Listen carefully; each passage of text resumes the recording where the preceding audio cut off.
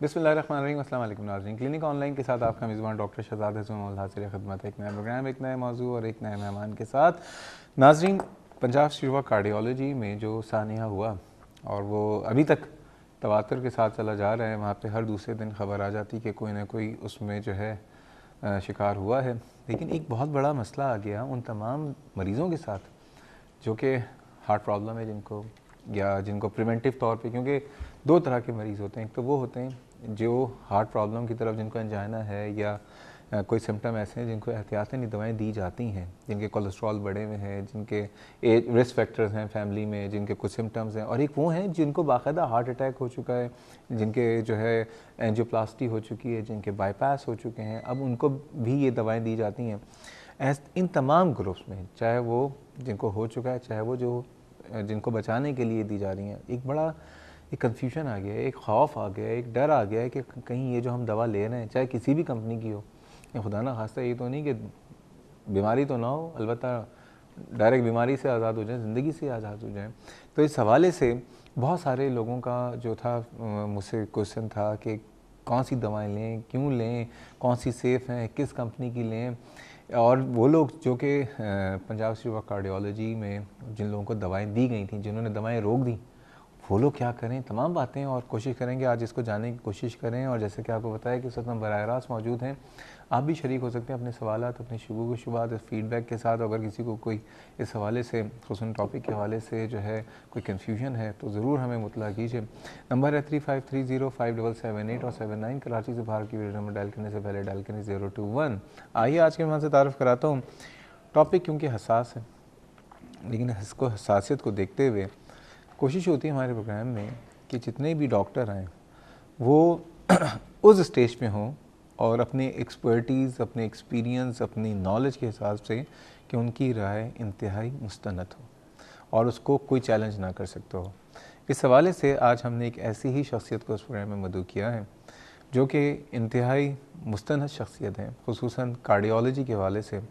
और जैसे कि मैं हमेशा कहता हूँ कि प्रोफेसर लिखना बहुत आसान है। इस मुल्क में तो खैर वो लोग भी जिन्होंने मैट्रिक नहीं किया होता वो प्रोफेसर लिख लेते हैं, लेकिन तिब की दुनिया में प्रोफेसर बनना कोई आसान काम नहीं है। बहुत लंबा एक फेज़ होता है। प्रोफेसर ऑफ कार्डियोलॉजी और उसके अलावा executive director Karachi institute of heart disease, farmer professor of cardiology national institute of cardiovascular disease, president Pakistan hypertension league, बहुत सारे प्रोफाइल हैं। प्रोफेसर डॉक्टर मोहम्मद इसाक़ साहब हमारे साथ मौजूद हैं। अस्सलाम वालेकुम सर। वालेकुम, शुक्रिया शहजाद, कैसे हैं आप? सर अल्हम्दुलिल्लाह। कहते हैं जी, इंसान की जो चेहरा होता है वो उसकी सोचों की अक्कासी होती है, ठीक है ना। मुझे इत्तेफाक कर दो आपसे। आपने अभी इससे पहले मुझे प्रोग्राम से पहले एक जुमला बताया था कि face is index of mind. तो ये बताइए, आपके जो चेहरा खिला खिला है, हमेशा साफ़ सुथरा, एक सॉफ्टनेस है, एक नूर है, तो एग्री करते हैं इस बात पे आप? मैं दिल में मुतमईन रहता हूँ, तो बस अल्लाह ताला की मेहरबानी है। बस ये बड़ी बात है कि ये हमेशा मैं कहता हूँ कि जैसा आप सोचते हैं ना, आपका चेहरा वैसे ही बन जाता है। आप अच्छा सोचते हैं तो चेहरे पे आपकी जो है एक सॉफ्टनेस होती है, एक नूर होता है, एक अट्रैक्शन होती है। अगर बुरा सोचते हैं तो फिर टाइम ही होता है। तो डॉक्टर साहब ये बताइए, एक तो पहली बात, अल्लाह ताला आपको इसी तरह से आप खिदमत करते रहें। शुक्रिया और आपके चेहरे की जो रौनक है, आपको भी अल्लाह ताला सेहत दे। और थैंक यू सर। सर ये बताइए, हमारे मुल्क में क्या हो रहा है? ये अभी तो पता चल रहा है, वो खबरें आ रही हैं कि जी ये साजिश की गई है। क्या हुआ ये आपके ख्याल में, as a professor of cardiology आप क्या समझते हैं? शुक्रिया डॉक्टर साहब। जैसे आपने तारुफ में कहा है कि बड़ा सेंसिटिव मौजू है और इसमें बातचीत करने के लिए इंसान को ज़िम्मेदारी से बात करनी चाहिए, क्योंकि हम लोग पॉलिटिशियन तो नहीं, हम लोग टेक्निकल लोग हैं। सबसे पहले तो मैं अर्ज़ करूँगा कि ये बहुत बड़ा सानिया हुआ है और हमारी बड़ी दिली हमदर्दी उन लोगों से जिन्होंने दुनिया से कूच कर गए हैं, उनकी फैमिलीज से ख़ास तौर पे ये बहुत बड़ी नुकसान हुआ है। और ये मैं अपनी यानी 35 साल की मेरी जो प्रैक्टिस है, हमने कभी ऐसी कोई चीज़ सुनी नहीं है कि इतने तादाद में लोगों के साथ इतना बड़ा हादसा हुआ हो। लेकिन इससे भी बढ़ के आपके तवज्जो से मैं अर्ज़ करना चाहूँगा कि बदकिस्मती ये है कि इसको एक पॉलिटिकल इशू बना दिया गया है, जबकि it's a purely technical problem कि दवाओं की वजह से कुछ अमवात हुई हैं। तो इसके रूट काज को पहुँचने के लिए, बॉटम ऑफ द प्रॉब्लम को पहुँचने के लिए हमें ٹیکنیکل پوائنٹ آف ویو سے دیکھنا چاہیے، نہ کہ کسی اور وجہ سے، کیونکہ یہ ہیومن لاس ہوا ہے، اس میں نہ تو سیاست کرنی چاہیے، نہ تو ہمیں کسی اور چیز کو انوالو کریں، پیورلی آن میرٹ دیکھنا چاہیے کہ what went wrong and where. Exactly یہ ہونا چاہیے. تو یہ جو معلومات ابھی تک آئی ہیں ان کے حساب سے یہ پی آئی سی میں جو کچھ دوائیں دی گئی ہیں وہاں پہ اموات ہوئی ہیں، ان کے ایک ان یوزل ریئیکشن ہوئے ہیں، اور ان دواؤں سے ہوئے ہیں کہ جو دوائیں ہم عام طور پہ استعمال کرتے ہیں. یعنی جو مالیکیول یا جو دوائیں یہ نام لی گئی ہیں 5-6 دواؤں کے، وہ دوائیں ایسی ہیں کہ جو پوری دنیا میں استعمال ہوتی ہیں، وہ سالٹ، اور پاکستان میں بھی مختلف ناموں سے استعمال ہو رہی ہیں اور کئی سالوں سے ہو رہی ہیں. اب کیا ہوا ہے کہ اس خصوصی بیچ کے اندر کوئی ایسی چیز چلی گئی ہے یا کوئی ایسی ٹاکسک انوالو ہوا ہے کہ جس کی وجہ سے اموات ہوئی ہیں. تو میرا خیال ہے کہ ہمیں جو تحقیقات ہیں ان کا انتظار کرنا چاہیے جب وہ مکمل ہو جائیں، اور اب تو چونکہ سپریم کورٹ بھی انوالو ہو گئی ہے تو جب تک وہ نہ آ جائے تو اندازے ہی ہم لگا سکتے ہیں. اچھا یہ بات بتائیے، جی ڈاکٹر کا جو کام ہوتا ہے خصوصاً چاہے کارڈیالوجسٹ ہو چاہے فزیشین، اس کا کام ہوتا ہے دوا لکھنا، ٹھیک ہے، اور جو کام ذمہ داری ہوتی ہے ایڈمنسٹریٹو وہ ہوتی ہے پریکیورمنٹ، دواؤں کو بٹ لگانا، اور پھر ڈاکٹروں کو انوالو جو اس میں کیا جاتا ہے کہ جی ڈاکٹروں کو ارسٹ کر لو، ڈاکٹر کو ڈاکٹر صاحب دیکھیں یہ ایک پورا چین ہوتا ہے. دوا بنتی ہے، بننے سے پہلے وہ کمپنی رجسٹر ہوتی ہے، اس کو لائسنس ملتا ہے فیڈرل گورنمنٹ سے، منسٹری آف ہیلتھ سے. پھر رجسٹر ہونے کے بعد وہ مینوفیکچر کرتی ہے. پھر جب وہ مینوفیکچر کرتی ہے تو اس کی کوالٹی کو کنٹرول کیا جاتا ہے یا اس کو چیک کیا جاتا ہے. اس کے بعد وہ مارکیٹ میں آتی ہے، پھر وہ ڈاکٹر کے پاس آ کے مارکیٹنگ ہوتی ہے. پھر ڈاکٹر اگر وہ نئی دوائی ہے تو اس کو بڑا کاشسلی شروع میں استعمال کرتے ہیں، کبھی کبھی کلینکل ٹرائلز بھی کرتے ہیں کہ دیکھیں کہ اس کا کیا ایفیکٹس ہیں. جب ڈاکٹر مطمئن ہو جاتا ہے کہ یہ پرٹیکولر دوائی جو ہے میرے مریضوں کے لیے مفید ہے تو وہ اس کو لکھنا شروع کرتا ہے. یہ ایک پریکٹس ہے. اب اس میں ایک شخص انوالو نہیں ہے، اس میں ایک پورا چین ہوتا ہے، اور پرائمریلی ڈیوٹی جو ہوتی ہے وہ حکومت وقت کی ہوتی ہے کہ وہ کن کمپنیوں کو لائسنس دے رہی ہے. لائسنس دینے کے بعد کیا ان کی پراپر مانیٹرنگ ہو رہی ہے کہ نہیں ہو رہی ہے، کیا ان کی جو انفراسٹرکچر ہے یا جو ریکوائرمنٹ ہے مینوفیکچرنگ کی وہ ان کے پاس موجود ہے کہ نہیں ہے. تو یہ سب چیزیں جو ہیں یہ لیجسلیشن مانگتی ہیں، یہ گورنمنٹ کے ایجنسیز کا کام ہے کہ وہ ان چیزوں کو دیکھے.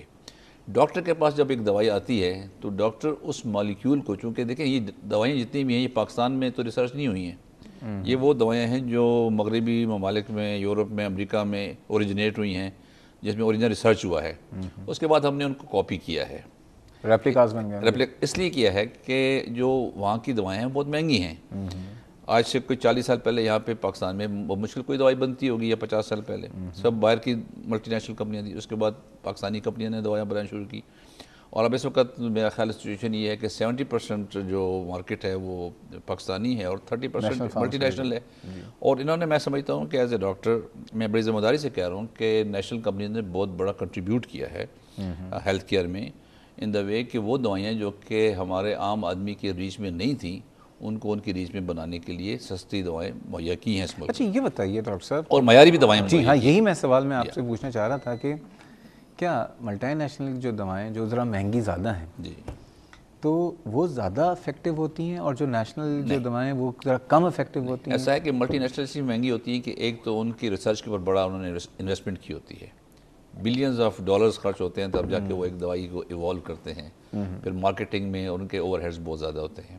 نیشنل کمپنیز کا ذرا خرچہ کم ہوتا ہے اور ان کو ریسرچ نہیں کرنی پڑتی، جو سچی بات ہے. تو ان کو ایک تیار چیز مل جاتی ہے، اس کو یہ مارکیٹ کر لیتے ہیں.